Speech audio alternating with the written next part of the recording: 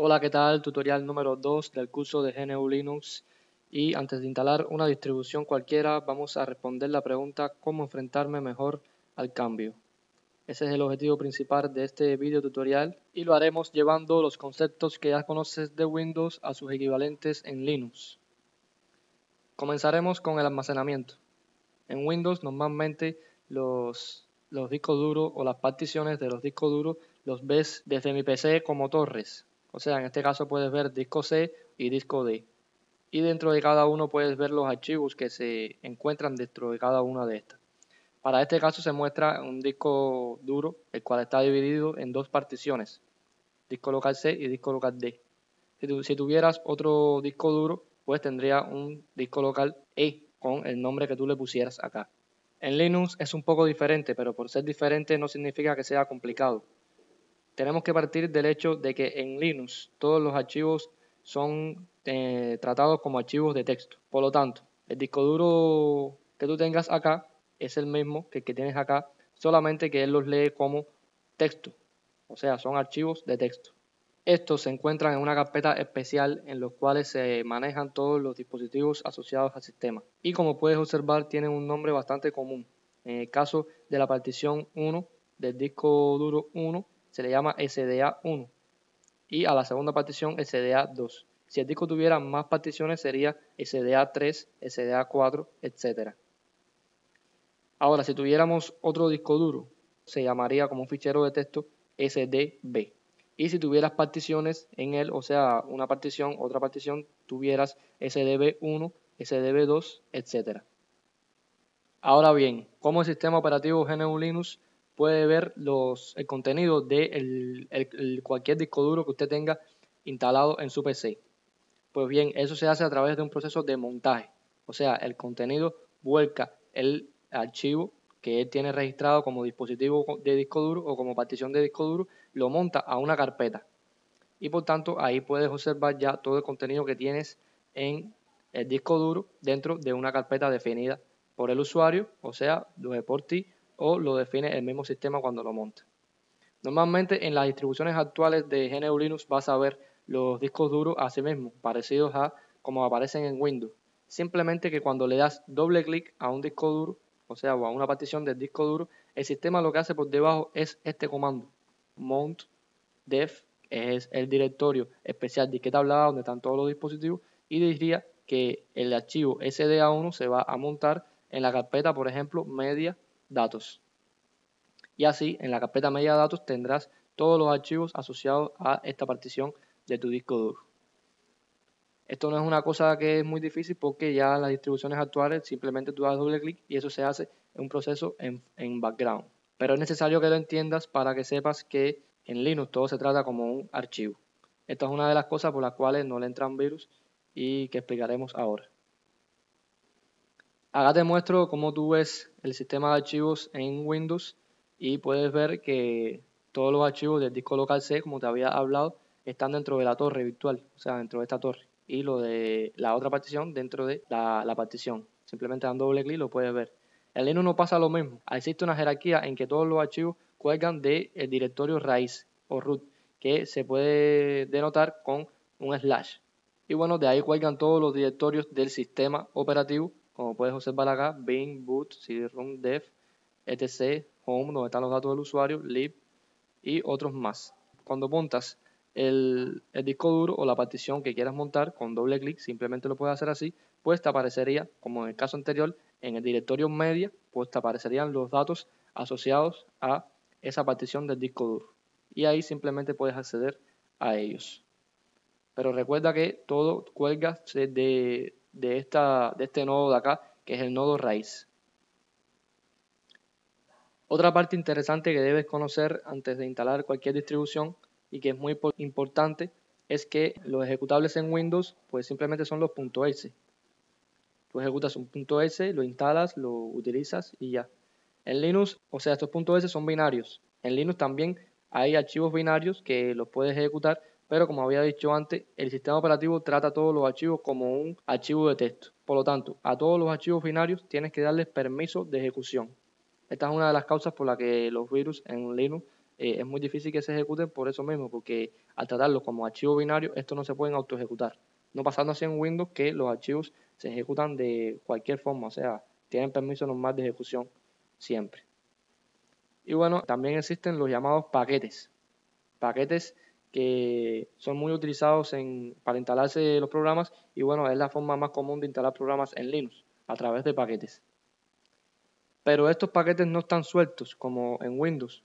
Estos paquetes existen repositorios a los cuales se tiene una estructura organizada de todos los paquetes que contienen en una distribución. Esta estructura de repositorio es una estructura de árbol y que ahí se organizan todos los paquetes por su nombre, por su tipo, etcétera. Por lo que simplemente cuando quieras instalar algún paquete o algún programa en Linux, simplemente tienes que hacerlo es buscarlo e instalarlo. No pasando así con Windows, que tienes que buscarlo, escanearlo para ver si tiene virus y si no tiene, instalarlo. Aclarar una cosa aquí, buscar un paquete en el repositorio no es ir tú a buscarlo y cuando lo encuentres instalarlo. No, tú le dices por consola o por un ambiente gráfico o un programa que se dedique a eso, búscame tal paquete, él mismo lo busca y cuando lo encuentres tú le dices instálalo y ya lo instala. No es algo que tienes que hacer tú manualmente. Otra cosa son los sistemas de archivos que utilizan cada sistema. Windows debe saber ya que utiliza NTFS y FAT32. NTFS es más usado porque, a diferencia de FAT32, debe saber que implementa seguridad a nivel de ficheros y bueno, es mucho más confiable por esa parte. Y bueno, GNU Linux implementa sistemas de archivos como extendida 2, 3 y 4. O sea, está extendida 2, extendida 3 y extendida 4. Te lo pongo en amarillo porque extendida 3 y extendida 4 son uno de los más usados actualmente para instalar las distribuciones, o sea, instalar los sistemas operativos Linux en esos sistemas de archivos. También se encuentran otros sistemas de archivos como el Razer File System que también se usan y presenta características como el journaling. Journaling que explicaré más adelante qué significa. Pero bueno, en sí es una característica importante de los sistemas de archivos que no, o sea, que pocas veces tienes que fragmentarlo para no decir ninguna. También se encuentra un sistema de archivos que es bastante nuevo, se llama BTR File System y puedes buscar la información sobre él, sobre las mejoras que trae sobre otros sistemas de archivos como extendida 2 y 3.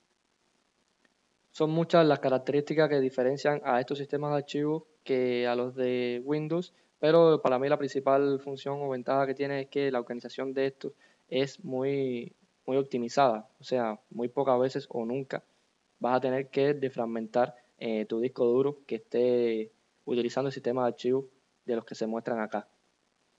Y otra de las cosas o características es que GNU Linux soporta completamente los sistemas de archivos NTFS y FAT32. Así que no te preocupes por tener 5 discos duros con NTFS y un sistema de archivos en Linux, pues tu sistema operativo te leerá tus 5 discos duros en NTFS.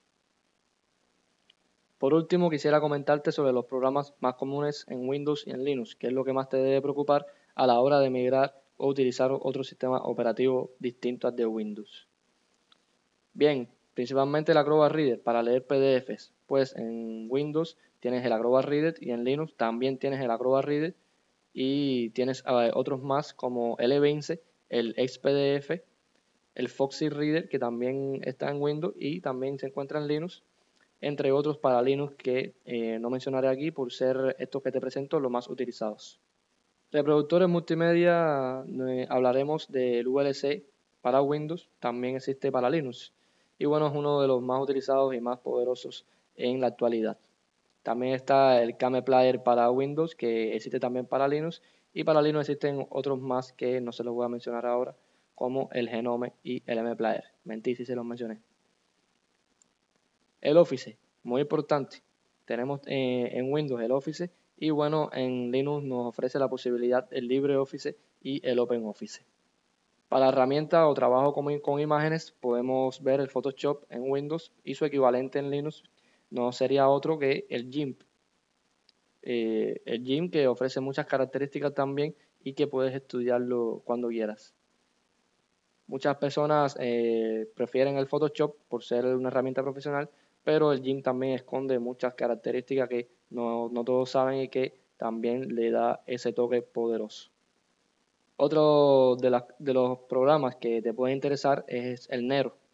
El Nero en Linux también existe y se llama Nero Linux. Aparte que hay otros programas como el XFBurn que puedes utilizar también para quemar discos en Linux. Y este espacio en blanco aquí lo he dejado para una aplicación muy importante. O sea, imagina que tú puedas ejecutar todos estos programas que yo he puesto aquí, más todos los programas en Windows, como los juegos que debes estar diciendo que no puedes ejecutar el juegos en Linux. Pues sí, sí puedes. ¿Quieres jugar Dota? Pues juega en Linux. ¿Quieres jugar WoW? Pues juega en Linux. ¿Quién te lo permite? Este programa, el Wine. Es un emulador de Linux para Windows y bueno, te permite emular casi todos los programas mientras que esté bien configurado que tengas en Windows. De hecho, un ejemplo que te puedo poner, si eres amante a Dreamweaver para desarrollar sitios web, pues ejecuta Dreamweaver con Wine. No será algo complicado y lo podrás trabajar como mismo lo hacías en Windows. Así como todos los programas que quieras para Windows. Simplemente tendrás que tener bien configurado el Wine y bueno, manos a la obra. Tanto los navegadores como clientes de mensajería instantáneas también tienen sus versiones para Linux, Firefox, Google Chrome, Pidgin, entre otros. Bien, estas son las principales aplicaciones que puedes utilizar en GNU Linux y que son equivalentes a Windows. Como puedes ver, no es nada complicado y será de esta forma mucho más fácil instalar a partir de ahora una distribución y ver los programas que puedas utilizar en GNU Linux. Bien, hasta aquí quedamos. Nos vemos en un próximo encuentro. Hasta la próxima.